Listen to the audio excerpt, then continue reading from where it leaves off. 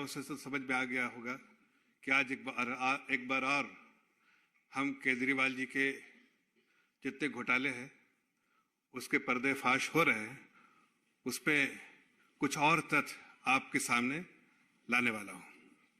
लेकिन उससे पहले कि मैं वो तथ्य आपके सामने रखूं, मैं चंद पंक्तियां कहना चाहता हूं जिससे आपको उनके चरित्र और जो मुखौटा पहनते हैं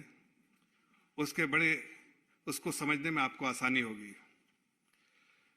ये पंक्तियां हैं, मैं अपनी सुविधाओं के लिए हर बार रंग बदल लेता हूं, वोट के लिए ईमान बदल लेता हूं, मेरा नाम है केजरीवाल, बिजली बिल को छुपाने के लिए झूठ का चोला पहन लेता हूं।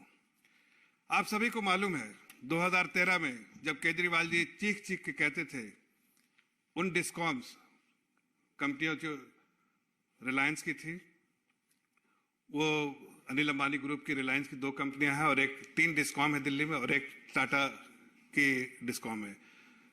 ये 3 कंपनियों के बारे में अक्सर कहते थे, और खास के 2 कंपनियों के बारे में जो अनिल अंबानी जी के ग्रुप की कंपनियां हैं, कि ये चोर कंपनियां हैं, हम इन्हें बदलेंगे।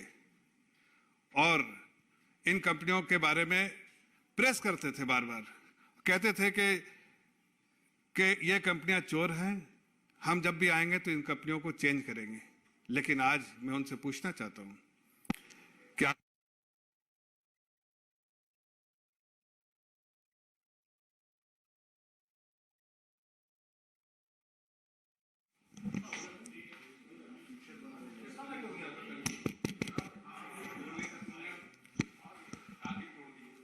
तो मैं ये कह रहा था कि जो 2013 में केजरीवाल जी बार बार प्रेस कॉन्फ्रेंस करके ये कहते थे कि हम इन कंपनियों को बदल देंगे, ये डिस्कॉम्स जो है उनको बदल देंगे, इसलिए कि ये चोर कंपनियां हैं, चोरी करती हैं, घोटाला करती हैं, और इनको हम बदलेंगे। लेकिन आज ऐसी कौन सी मजबूरी है और ऐसी कौन सी मजबूरी थी केजरीवाल जी कि आज इनके साथ ही आप साठगांठ करके वही जिसके बारे में आप कहते थे कि चोरी को रोकेंगे, आज खुद चोरी कर रहे हैं। मैं आपके सामने तथ्य रखूंगा कि आखिर वो कौन सी मजबूरी थी जो आज उनको चोरी करने पे मजबूर कर रही है, और मुखौटा पहन के कुछ और ही लोगों को गुमराह करते रहते हैं। देखिए, ये 2 जो कंपनियां हैं उसका नाम है BRPL और BYPL, BSES राजधानी प्राइवेट लिमिटेड और BSES यमुना प्राइवेट लिमिटेड। ये दोनों कंपनियों में 51% अनिल अंबानी जी का शेयर है और 49% जो है वो शेयर जो है वो दिल्ली गवर्नमेंट का है। दिल्ली गवर्नमेंट का 21,250 करोड़ रुपया बकाया था जो इन 2 कंपनियों को देना था। मैं ये भी कहना चाहता हूं, तीसरा डिस्कॉम जो है टाटा का था, वो उसने पूरा बकाया जो है दिल्ली गवर्नमेंट का पूरा किया, 1 पाई भी उधार नहीं है, कोई बकाया नहीं है। लेकिन ये अनिल अंबानी जी के जो ग्रुप की कंपनी थी, उनमें दोनों कंपनियों ने भारी जो है आउटस्टैंडिंग रहा, वो 21,250 करोड़ रुपए का आउटस्टैंडिंग रहा। लेकिन देखिए, साठगांठ यहां पर जो आपके सामने रख रहा हूं कि पहली बात तो उन्होंने क्या किया कि वहां के जितने भी बोर्ड में रहते थे, इन कंपनियों के बोर्ड में 49% चूंकि दिल्ली गवर्नमेंट है, इसलिए वो अपने रिप्रेजेंटेटिव को बोर्ड में डालती थी। और बोर्ड में कौन रहते थे? बोर्ड में रहते थे retired IAS officer, retired finance secretary, retired power secretary, ये सारे लोग रहते थे जो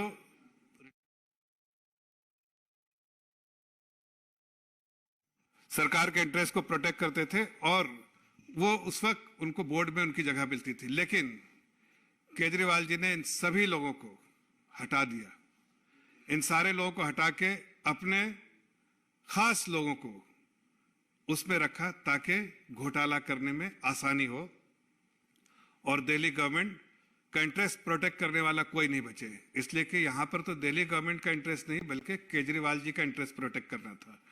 इसलिए इन सब कंपनियों में उन्होंने नए जो डायरेक्टर लगाए, उसमें से सबसे ज्यादा जो बड़ा घोटाला करने में जो रोल प्ले किया है जैस्मिन शाह, आपके जो है केजरीवाल जी के करीबी जैस्मिन शाह, ND गुप्ता, उमेश त्यागी और जेएस देशवाल, ये सारे नॉमिनी है दिल्ली गवर्नमेंट के, लेकिन दिल्ली गवर्नमेंट के नहीं, केजरीवाल जी के ही नॉमिनी है, इसलिए कि दिल्ली गवर्नमेंट का तो इंटरेस्ट इन्होंने प्रोटेक्ट किया नहीं, इन्होंने केजरीवाल जी के घोटाले को करने का नापाक कारनामा जो है अंजाम देने का काम किया। अब देखिए क्या होता है कि 21,250 करोड़ का बकाया वसूल करने के बजाय उन्होंने सबसे पहले, और उस पर रेट ऑफ इंटरेस्ट जो, अगर late payment rate of interest जो 18% था, सबसे पहले तो उन्होंने उस 18% को 12% जो है बोर्ड ने कर दिया। अब बोर्ड में पहले तो सरकारी ऑफिसर्स थे, वो बोर्ड में ऐसी काम नहीं करते थे, इसलिए इससे नुकसान तो सीधे एक साल में 3,000 करोड़ का नुकसान हुआ। लेकिन पुराने बकाये के साथ देखें तो अगर इसको करें तो कब तकरीबन 8,500 करोड़, 1-2 करोड़ नहीं, 8,500 करोड़ का नुकसान जो है वो सीधा जो है 18% रेट ऑफ इंटरेस्ट, जो late payment of rate of interest था, उसको 18 से करके 12% कर दिया गया। उससे 8,500 करोड़ का, एक साल में 3,000 करोड़, पुराने बकाये के साथ 8,500 करोड़ का सरकार को, दिल्ली सरकार को घाटा हुआ। ये कौन से अंडरस्टैंडिंग थी? इसी कंपनियों के बारे में आप बुरा भला कहते थे, हटाना चाहते थे इसके, लेकिन आज साठ गांठ करके इन्हीं को फेवर कर रहे हैं। आप 18% से 12% कर रहे हैं। दूसरी बात, केजरीवाल जी के गवर्नमेंट ने और उनके जो प्यादे जो बोर्ड पे बैठे थे, उन लोगों ने दूसरा जो है घोटाले का काम किया कि वसूली करने के बजाय उन्होंने कहा कि फ्यूचर सेटलमेंट कर देंगे, आगे आने वाले सब्सिडी जो देने वाले हैं उसके अगेंस्ट सेटलमेंट हो जाएगा, और वो 11,500 करोड़ फ्यूचर सेटलमेंट होगा। ये कौन सी अंडरस्टैंडिंग है कि फ्यूचर सेटलमेंट होगा? जबकि दो बहुत अहम चीजें हैं। पहली बात कि दिल्ली इलेक्ट्रिसिटी रेगुलेटरी कमीशन ने बहुत साफ अल्फाज में लेटर लिखा था दिल्ली गवर्नमेंट को 19 फरवरी 2018 को कि जो भी सब्सिडी आप देते हैं बेनिफिशियरीज को, उनको डायरेक्ट बेनिफिट ट्रांसफर दिया जाए, उनके खाते में पैसे जाना चाहिए। लेकिन ऐसा नहीं हुआ, और खुद के केजरीवाल जी बार बार कहते थे कि हम तो लोगों के खाते में पैसे पहुंचाएंगे, लेकिन ऐसा नहीं किया। आखिर क्या मजबूरी थी कि ऐसा नहीं किया? इसलिए कि फ्यूचर सेटलमेंट कैसे होगा उसकी रूपरेखा किसी को नहीं मालूम है। ये सिर्फ अंडरस्टैंडिंग है, पब्लिक डोमेन में कुछ नहीं है। ये अंडरस्टैंडिंग है कि अगर आप जो भी इसमें से माफ करेंगे या फ्यूचर सेटलमेंट करेंगे, उसका कमीशन सीधे केजरीवाल जी के लोगों को आ जाएगा। और ये पूरा काम बोर्ड में बैठे लोग जो उनके प्यादे हैं उन्होंने अंजाम दिया, इसलिए कि दिल्ली गवर्नमेंट के रिटायर्ड ऑफिसर्स को हटा दिया गया जो दिल्ली गवर्नमेंट के इंटरेस्ट को प्रोटेक्ट करते थे। यहाँ केजरीवाल जी के इंटरेस्ट को प्रोटेक्ट किया जा रहा है, इसलिए कि वहां से कमीशन जो आ रहा है वो बहुत बड़े, अभी 11,000 करोड़ 12,000 करोड़ अगर आप फ्यूचर सेटलमेंट करेंगे तो उसका आप समझ लीजिए कितना बड़ा कमीशन जो है दिल्ली सरकार को, केजरीवाल जी को और उनके लोगों को मिला होगा। दूसरी बात, कहने वाली बात है कि केजरीवाल जी ने अपने ही कैबिनेट के डिसीजन को जो 2016 में लिया था, खुद के केजरीवाल जी के गवर्नमेंट के डिसीजन को, दिल्ली गवर्नमेंट के डिसीजन को परे रखा, इग्नोर किया। और जबकि उस कैबिनेट का डिसीजन था कि हर साल ऑडिट किया जाएगा इस डिस्कॉम का, हर साल इसकी ऑडिट की जाएगी ताकि कोई घोटाला ना हो इसमें। लेकिन आपको बताना चाहता हूं कि एक साल में भी घोटाला, एक बार भी जो है उसने इसका ऑडिट नहीं किया। और कारण यह है कि अगर ऑडिट करते तो पता चल जाता कि कितने बेनिफिशियरीज को मिला, कितने लोग को पैसा दिया गया, सब्सिडी दी गई। ये सारी चीजें जो है वो किसी को नहीं मालूम है, ना पब्लिक डोमेन में मालूम है, ना सरकार को मालूम है, खाली केजरीवाल जी को मालूम है। इसलिए कि वहां कमीशन जो गया है, जो अंडरस्टैंडिंग थी कमीशन लेने का, इसलिए वो सारे घोटाले, चाहे वो शराब घोटाला हो, चाहे बस घोटाला हो, सब में वो कमीशन खोरी करते हैं। इसमें भी डिस्कॉम के साथ एक साठ घाट करके उन्होंने घोटाला किया।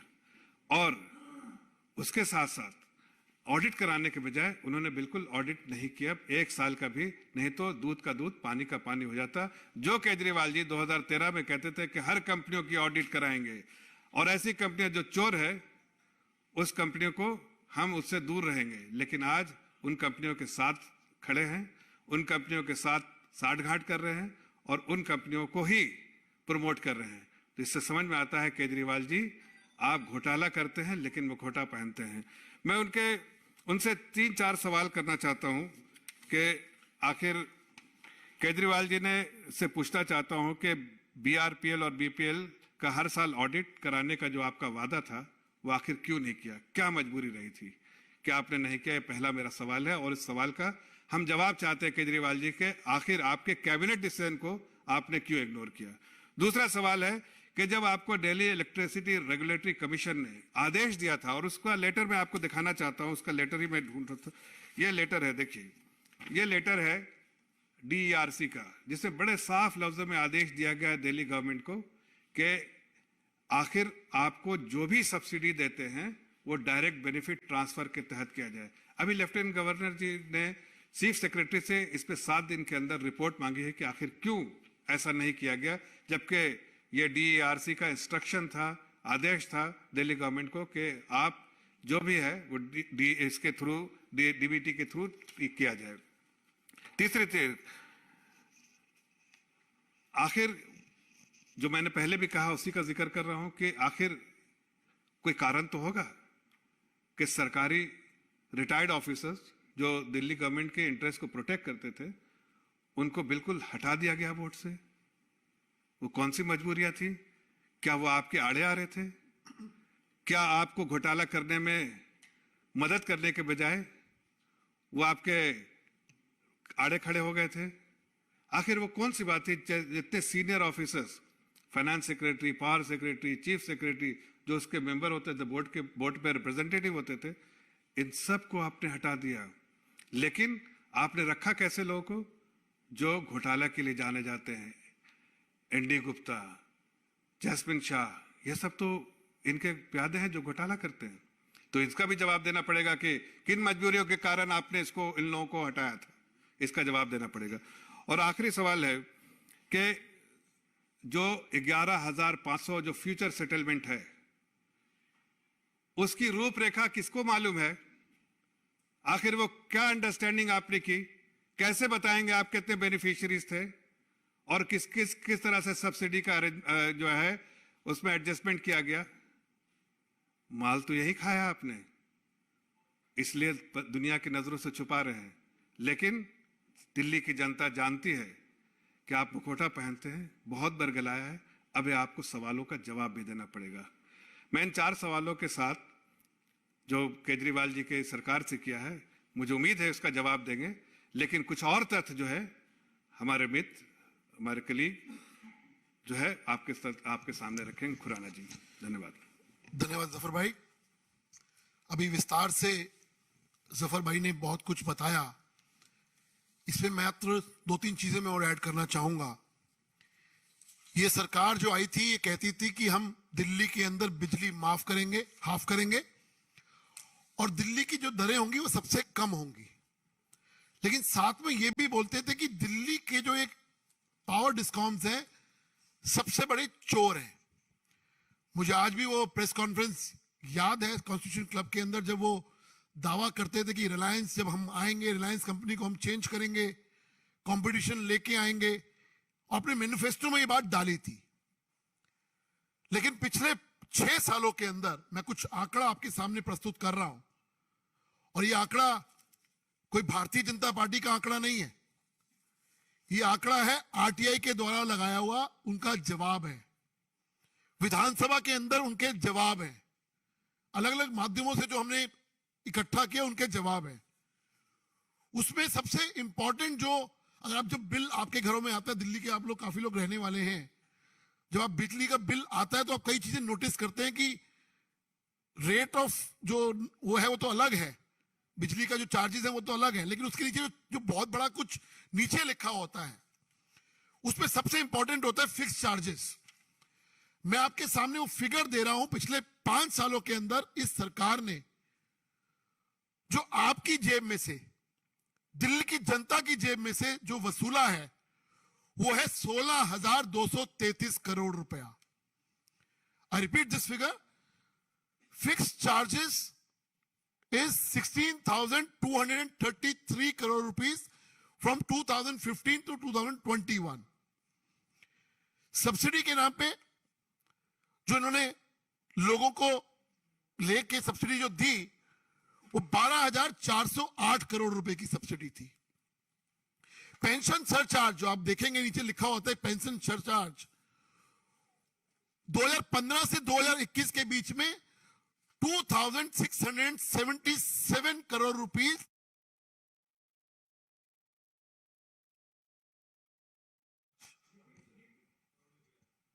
करें हमारी पेंशन सरचार्ज जो आपके सब बिलों में लग के आता है उसका फिगर है 2677 करोड़ रुपीस और यह वसूला गया है 2015 से लेकर 2021 के बीच में। आरएस सरचार्ज जिसको हम रेगुलेटरी एसिड सरचार्ज कहते हैं वो है 9195 करोड़ 9195 करोड़ रुपया और जो पीपीएसीए चार्जेस है जिसको हम पावर परचेज एग्रीमेंट चार्जेस कहते हैं वो है 3900 करोड़ रुपीस और जब मैं इसको समअप करता हूं तो टोटल फिगर बैठती है 49,636 करोड़ रुपया 49,636 crore rupees have been taken from your pocket from Delhi citizen people जो बिजली कंपनियों ने लिया। अब सवाल यह उठता है कि क्या एक दिल्ली की जनता को जानने का हक नहीं है कि ये जो पैसा लिया गया उसका उपयोग जिस माध्यम से लिया गया जिसके लिए लिया गया वो है या नहीं है, जिसके लिए कंपनियों को किया गया वो सही हाथों में जा रहा है या कितना उसको एक्चुअल होना चाहिए, कितना होना चाहिए एक कंज्यूमर को, वो आपको जानने का हक नहीं है। इन्होंने वादा किया था कि हम 2015 के अंदर सीएजी ऑडिट कराएंगे, हम भी तो यही मांग कर रहे हैं। अभी जफर भाई ने भी कहा कि 2015 से लेके 21 तक कोई हिसाब किताब नहीं है। 49,000 करोड़ रुपए दिल्ली की जनता से वसूल कर लिया गया, उनकी गाड़ी कमाई का पैसा ले लिया गया, लेकिन क्या हिसाब है दिल्ली की जनता को जानने का हक है। ये हम आज डिमांड करते हैं कि तुरंत से तुरंत सीएजी इंक्वायरी कब होगी ये जरा बताएं अरविंद केजरीवाल साहब। और दूसरा, अभी जैसे जफर भाई ने बिल्कुल ठीक कहा, जब 2018 का ऑर्डर आ गया और जिस प्रकार नरेंद्र मोदी जी हर स्कीम को डायरेक्ट बेनिफिट ट्रांसफर करते हैं, ऐसा क्या कारण है कि आप ये जो चीजें दे रहे हैं, सब्सिडी दे रहे हैं, जनता के नाम पे सब्सिडी कहते हैं कि हम सब्सिडी दे के हम फ्री बिजली दे रहे हैं, हाफ बिजली दे रहे हैं, वो डायरेक्ट कस्टमर के अकाउंट में क्यों नहीं पहुंचती, आज ये सवाल पूछा जा रहा है। उसका कारण ये है कि करप्शन बहुत बड़ा कारण है। आप इसके अंदर करप्शन कर रहे हैं, इसलिए आप डायरेक्ट बेनिफिट ट्रांसफर नहीं करना चाहते। और तीसरा इंपॉर्टेंट सवाल, जो ये लोग कहते थे अपने मैनिफेस्टो के अंदर कि ये कंपनियां तो चोर हैं, लेकिन जब हम सरकार के अंदर आएंगे हम कंपटीशन भी लाएंगे ताकि जो रेट है वो सस्ता हो, हम कंपटीशन लेके आएंगे, नई कंपनियां इंट्रोड्यूस करेंगे। ऐसा क्या कारण है कि 2015 से लेके आज 7 साल हो गए, आपने नई कंपनियां क्यों नहीं इंट्रोड्यूस करी? यह सवाल आज भारतीय जनता पार्टी आपसे पूछ रही है। अरविंद केजरीवाल साहब, मुझे लगता है आप इसका जवाब देंगे, बात को घुमाएंगे नहीं और इधर उधर की बात नहीं करेंगे। बहुत बहुत धन्यवाद।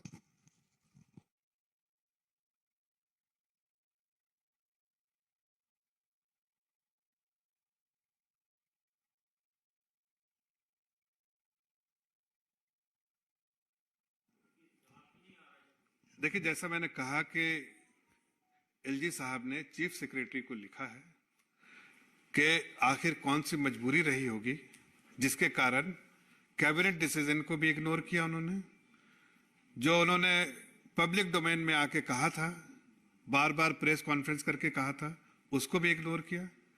इसलिए इसकी जांच पड़ताल होनी चाहिए। 7 दिन में रिपोर्ट आएगी, रिपोर्ट आने के बाद दूध का दूध पानी का पानी होगा कि केजरीवाल जी की सरकार कमीशन खोरी की सरकार बन गई है, जनता को बार बार वर्गलाया है, लेकिन खुद को माला माल बनाया है। ये बात अब प्रदेश की जनता समझने लगी है और बहुत प्रमुख तरीके से उनका मुखौटा उतर गया है। और कोई क्वेश्चन है तो बताएं।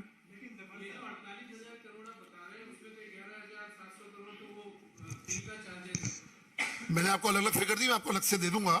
टोटल 49,000 में फिर आपकी फिगर ठीक कर दूं, 49,636 करोड़ रुपए, 48,000 नहीं है, 1,600 करोड़ का फर्क मत डालिए, वो सब्सिडी अलग है। धन्यवाद।